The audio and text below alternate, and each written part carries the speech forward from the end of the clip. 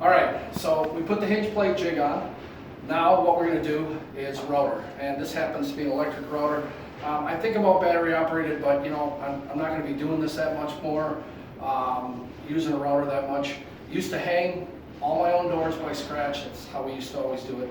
But basically, it's a 1/2-inch rotor bit, and it has this guide around it, and that guide rides inside of this opening right here, and you just run the rotor around this and route out for the hinge.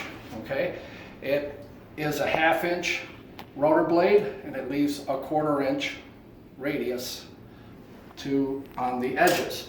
So I'm going to start this up. It's pretty noisy. How did you set the depth? I mean, did you already have that figured for the hinge? I had to do a little testing on a separate board for depth.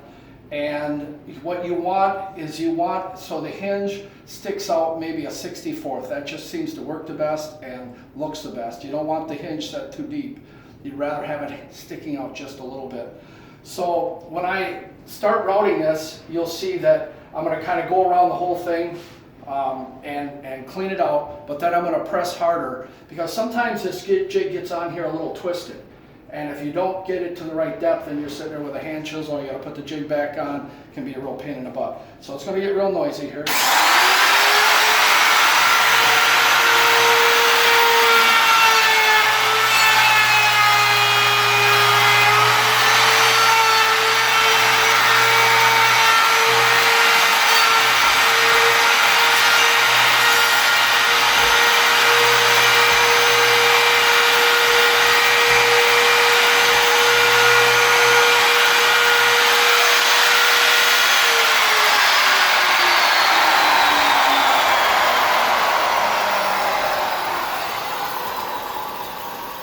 All right, it looks pretty good for depth. We're going to double check it with the hinge and put a hinge up to it. We're not going to take it down yet because we've got the other two to route. If you notice when I use the router, I cut in, I went up, but then I went back and out and then came back in the top because you don't want to pull out with the router because it'll usually chip along these edges.